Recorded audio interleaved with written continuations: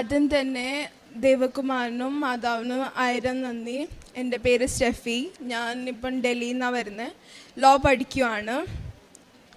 ഞാനിവിടെ ഉടമ്പടി എടുത്തത് ഓഗസ്റ്റ് 14, 2023 ഓഗസ്റ്റ് 14, 2023 ഉടമ്പടി എടുത്തത്.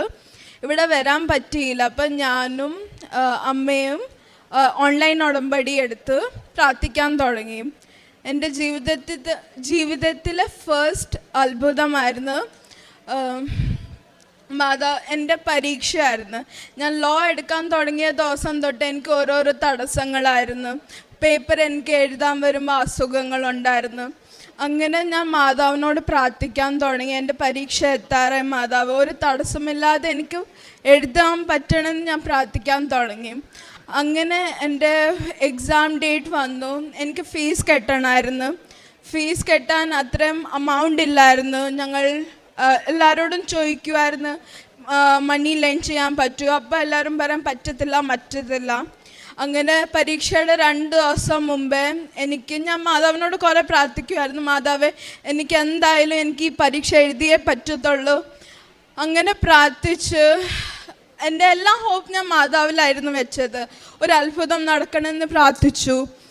ആൻഡ് ദെൻ 2 days കഴിഞ്ഞ് എനിക്ക് കോളേജിൽ നിന്ന് മെയിൽ വന്ന് എൻ്റെ എക്സാം പോസ്റ്റ്പോണ്ടായി.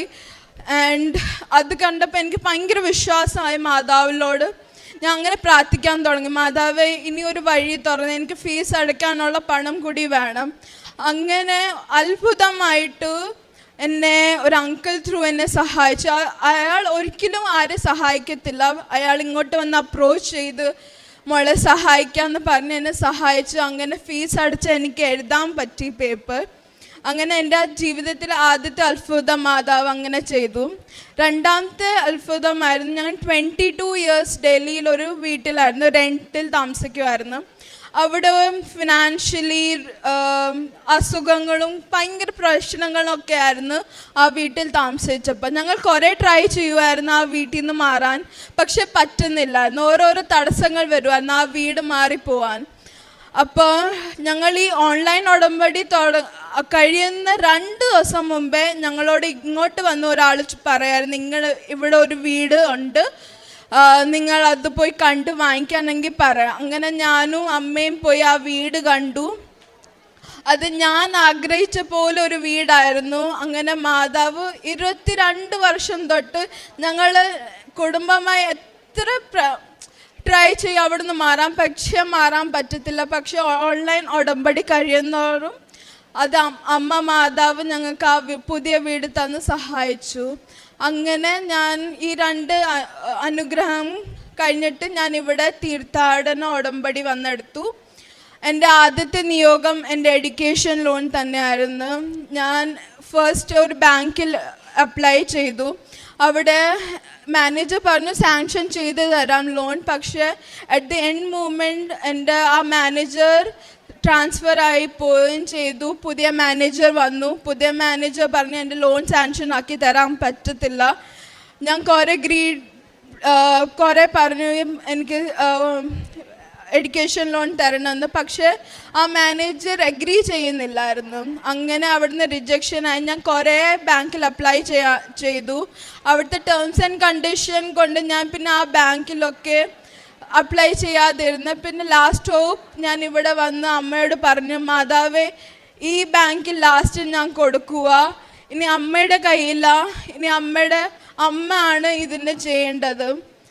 കറക്റ്റ് എൻ്റെ ഉടമ്പടി തീരുന്ന നവംബർ 2023 എനിക്ക് ബാങ്കിൽ നിന്ന് കോൾ വന്ന് ലോൺ സാങ്ഷനായി. ബിക്കോസ് എനിക്ക് ആ ബാങ്കിൽ നിന്ന് ലോൺ കിട്ടാൻ എനിക്ക് ചാൻസസ് ഇല്ലായിരുന്നു. ബിക്കോസ് എൻ്റെ മാർക്ക് ഷീറ്റ് ഞാൻ കൊടുത്തിട്ടില്ലായിരുന്നു. ആൻഡ് ഞാൻ പുതിയ ഒരു വീട്ടിൽ വന്നപ്പോൾ അതിൻ്റെതായ വെരിഫിക്കേഷൻസിൻ്റെ പ്രോബ്ലം ഉണ്ടായിരുന്നു. അതൊക്കെ എനിക്ക് ആ ലോൺ കിട്ടാൻ സാധ്യതയല്ലായിരുന്നു. പക്ഷെ അമ്മ മാതാവിൻ്റെ ഇടപെടൽ കൊണ്ട് ആ ലോൺ സാങ്ഷനായി.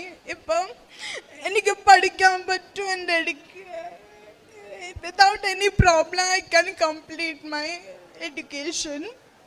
And തേർഡാണ് എൻ്റെ പരീക്ഷ.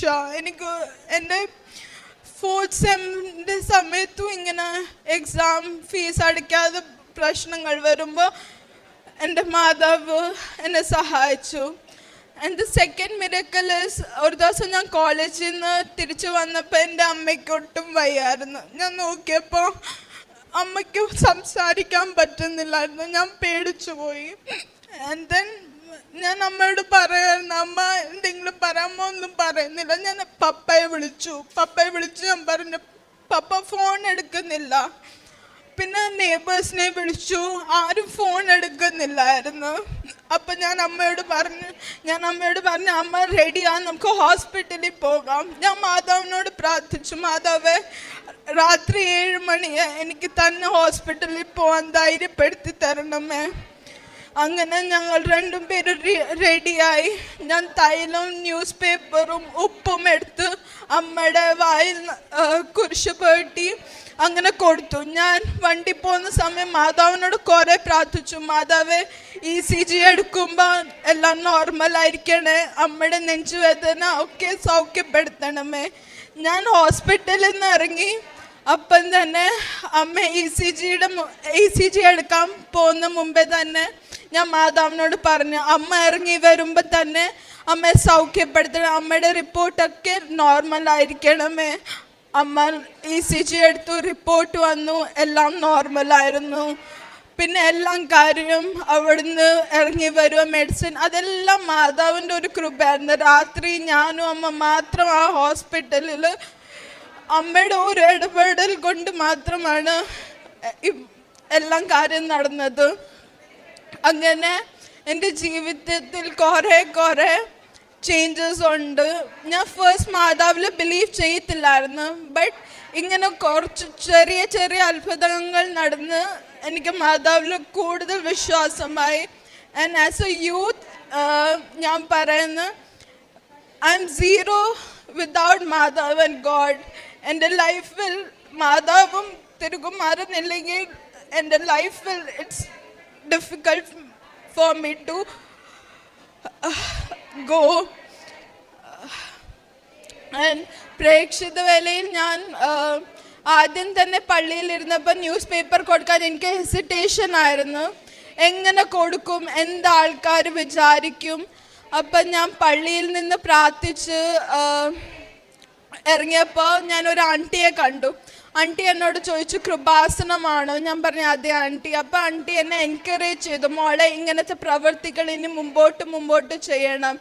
അപ്പോൾ അത് കേട്ടപ്പോൾ എനിക്ക് കുറേ എൻകറേജ്മെൻറ്റ് കിട്ടി. അത് കഴിഞ്ഞിട്ട് ഞാൻ ന്യൂസ് പേപ്പറൊക്കെ കൊടുക്കാൻ പോകുമ്പോൾ ഞാൻ മാതാവിനോട് പ്രാർത്ഥിച്ചിട്ടാണ് ഇറങ്ങുന്നത്, ഈ ന്യൂസ് പേപ്പർ ആരും കളയില്ല മാതാവേ, ഇത് എനിക്ക് വിഷമമാകും. അങ്ങനെ ഞാൻ പ്രാർത്ഥിച്ചിട്ടാണ് എല്ലാവർക്കും ന്യൂസ് പേപ്പർ കൊടുക്കാൻ പോകുന്നത്. ഈശോയ്ക്കും മാതാവിന് 1000 നന്ദി പറഞ്ഞ് ഞാനിവിടെ അവസാനിക്കും.